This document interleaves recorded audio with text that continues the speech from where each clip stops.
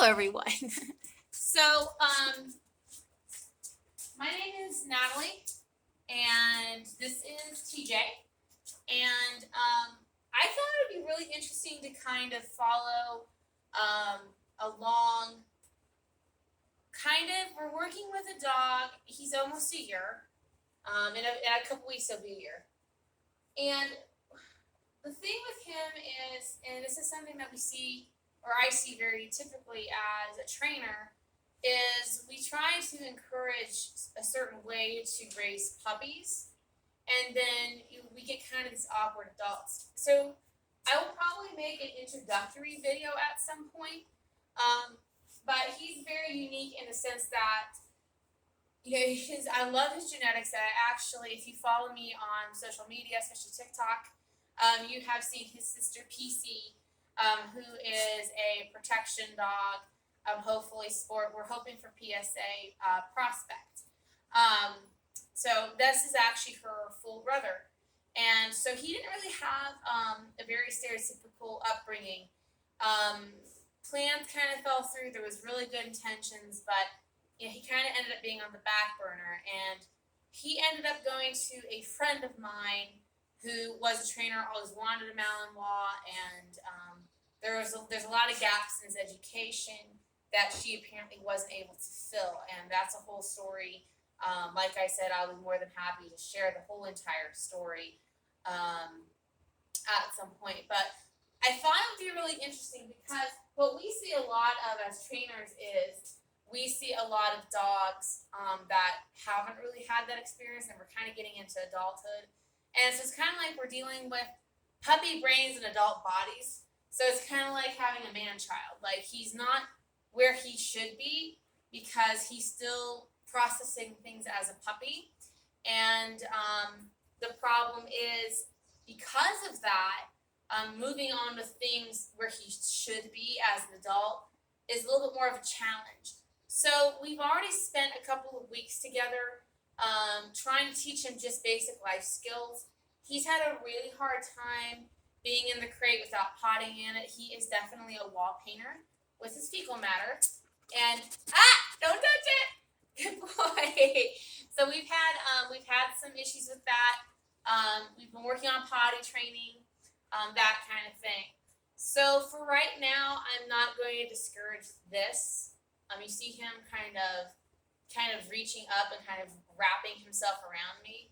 This is more like a comfort thing. You'll see this a lot when he's insecure and he's kind of stressed out.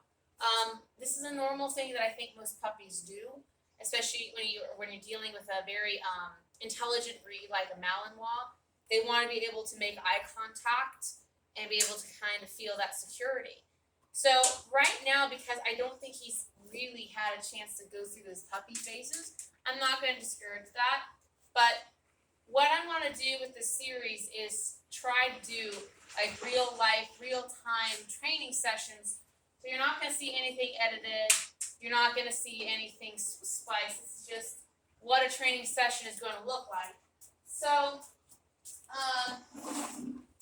the first couple of weeks he has spent pretty much doing potty training stuff, and I've had a leash on him just for the simple fact that it just gives me that extra hand and that guidance if I need it. So one of the first things, and again, because I'm not terribly too sure what my friend has or hasn't done with him, besides working on leash pressure, there's a lot of stuff.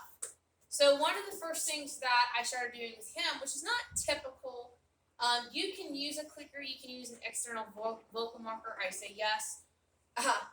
Yes. So one thing that I'm going to do over time is I'm going to replace the clicker with an external. I just think it's easier to day-to-day living. But in the beginning, especially if I'm working with a very timid, older dog that hasn't really had a chance to experience what yes or no mean, I like teaching an external marker. So the first couple of sessions, it doesn't matter what he's doing. It's just associating the clicker with food. So what we're doing is we're loading the clicker. And I could do the same thing again if I were saying yes, food, yes, food, yes. But we're going to fade this out. But in the beginning, I'm going to be using this with him.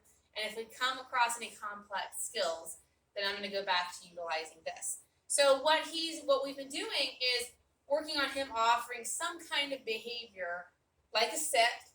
And I haven't asked him, again, we're watching this in real time. I haven't asked him for anything, and he offered it down. So if he offers me something, I will give it. So this is a little bit like free shaping, a little bit of a loading thing. We're just, if he can give me something, so he's like, let me see what I can do to get the food. And this is really high value stuff, hot dogs. Most dogs love hot dogs. So, he's very food motivated, which is good. So the next kind of thing that we're going to work on is, now that we have said, okay, this is our marker, and I'm going to pop this back into my pocket here, we're going to talk about luring concepts. Now, the reason why, besides the sports dog stuff, the reason why I like luring is it gives you an advantage of being able to ask the dog to go through and over things, especially if they don't necessarily want to. And most dogs find things like an agility course very intimidating. And plus, if he does decide to do sport dog stuff, I'm going to leave it up to him if he wants to do protection PSA, or if he just wants to be a dog that just exists in the yard and, is kind of more like a house dog. That's fine. But we're going to kind of see what he's capable of doing. So one of the first things that I will do is I'll take the hot dogs and I put it right about here. I'm going to actually get my treat pouch out of the way. So I'm going to put it right here.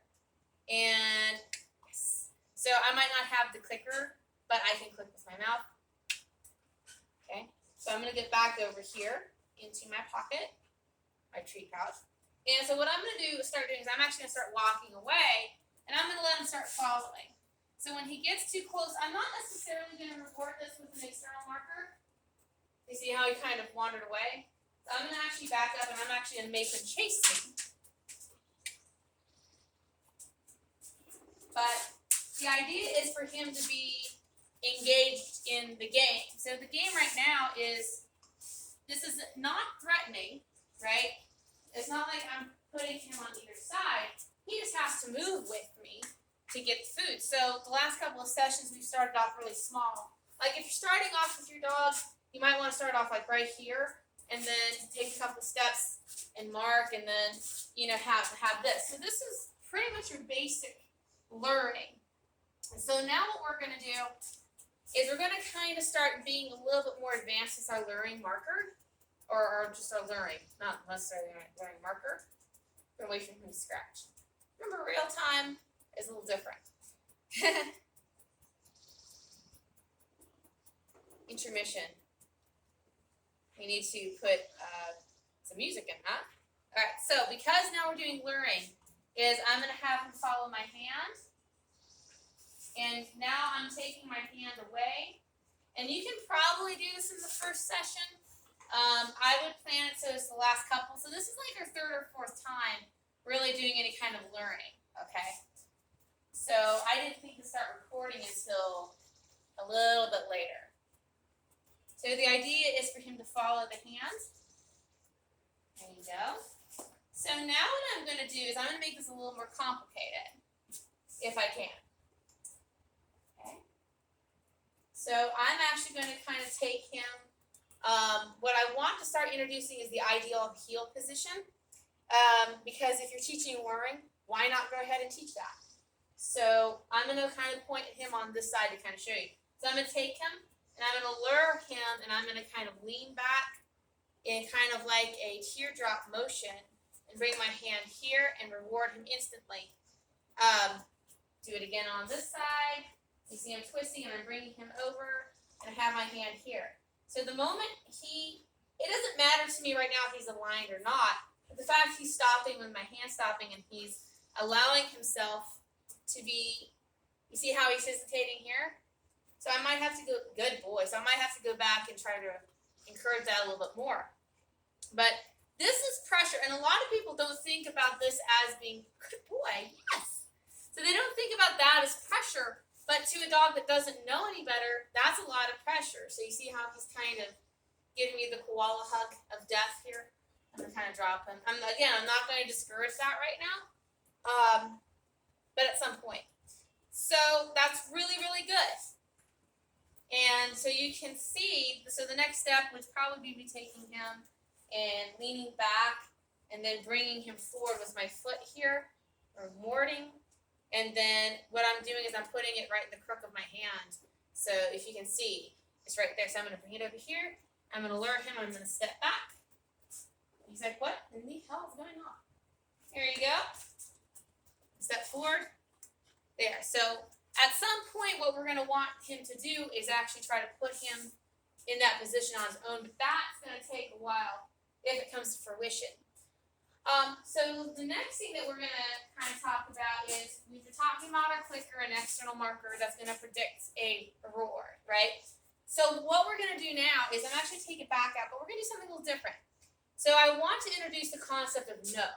So no is a sentence on its own. It's a command on its own. It just means no.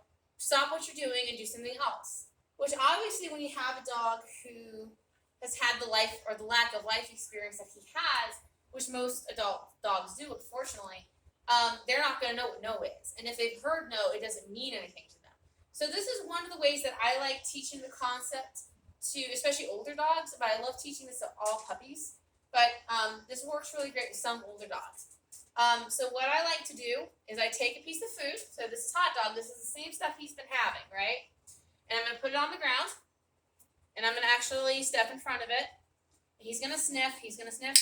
He looks up. I mark that instantly, right? I'm actually going to back away a little bit so you guys can kind of see the whole thing. Okay? So I'm going to take this food. I'm going to drop it.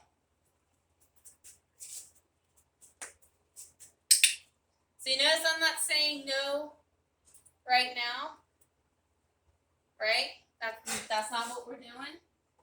So he's getting the concept of if he feels this pressure, he needs to not go to that thing, right? So, and I'm putting myself in front of it. But what I want to be able to do is I want to be able to drop it. Yes. And I'm going to start testing him a little bit more on this. No. So if he fails, like you saw how he kind of failed there, that's okay. So I'm going to go back to what I was doing a couple steps ago. Yes, good boy. So the thing is, I want to reward him for not going towards it. But if he starts going towards it and I say no, that needs to be an interrupter of the forward behavior, right? When he hears no, then he looks up and then I can reward him. So we're trying to teach him this in a way that he understands. So right now he understands that if I stand still or if I sit up, if I do something, I definitely get it. So even though he made a mistake, you'll see the law of the ratios kind of going on here where he realizes there's more success in him just sitting and waiting instead of pursuing. It's because we have done this a couple of times. So I'm going to drop. Boy. So what I might do is I might take this and I might kind of put it a little closer to him, see what happens. Good boy. Okay. Good stretch. Good boy. So I might take this. No. See? That's okay. So if I had more forethought, what I probably would have done is I probably would have put a leash on him. So what that's telling me, he's not really quite ready to go into the big leagues just yet. No. Yes. And what I might have to start doing is I might have to start introducing the idea of me actually, no. Good boy! That was perfect. So my rational explanation for everything is going way fast or going way slower than my actual conclusion. So what I have to start doing at some point is I need to be able to put myself in that situation and tell him no. So he respects my body language, but he doesn't understand the verbal command. So what I might do over the next couple of sessions is I might start increasing that that distraction level, but by using no. So again, I could use a leash. There's a lot of things I could use. But in the beginning, especially with younger dogs, I tend to keep everything off leash. So he may be one where I have to do that. And he's not necessarily committed to the point where he goes after it every time, as you see.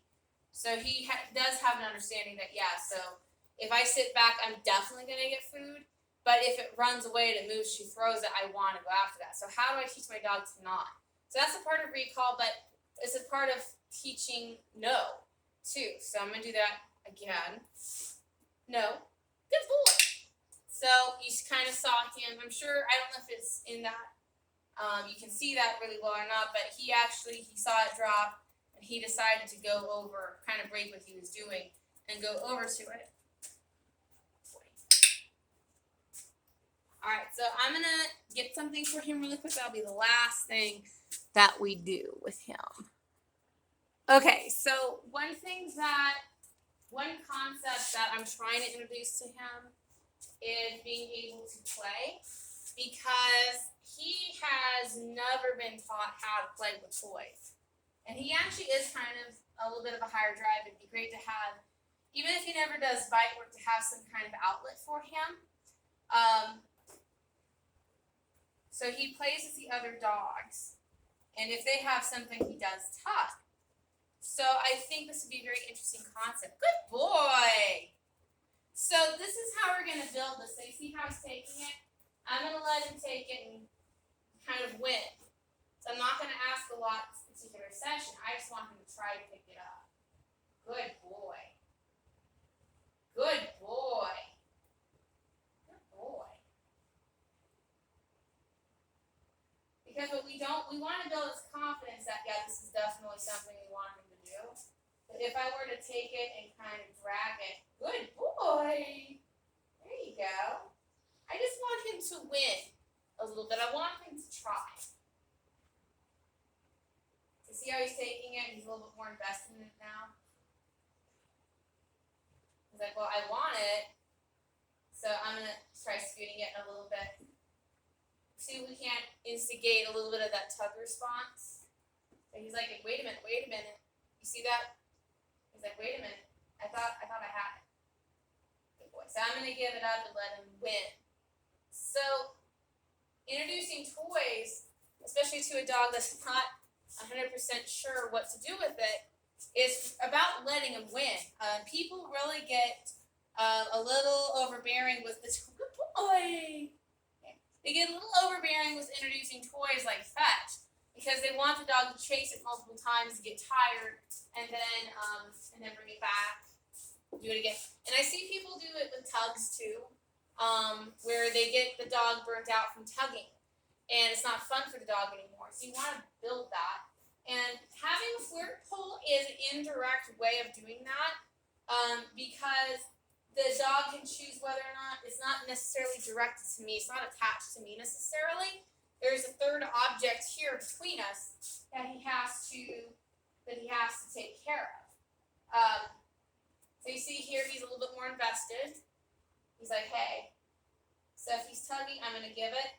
I'm going to let him chew. So I'm going to take this opportunity to kind of drag it away. Good boy. Yeah. I'm going to let him win. So what I'm wanting to do, especially with the flirt pole, is dogs, especially when you're dealing with higher drive dogs, naturally have a higher prey instinct. I wouldn't say he has toy drive, because he actually really doesn't know what toys are. So we're going to start introducing the idea of toys and tugs and kind of see where that takes us.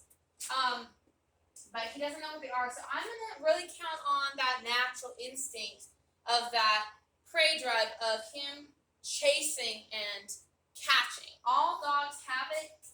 Dogs like Malinois, higher drive dogs, are going to have it more than other breeds, I think, because they have to have that pursuit, that desire to pursue a little bit more. Good boy. So you see what I'm seeing here is he's tugging, and then as soon as he gives me a little bit of feedback, I'm going to let go,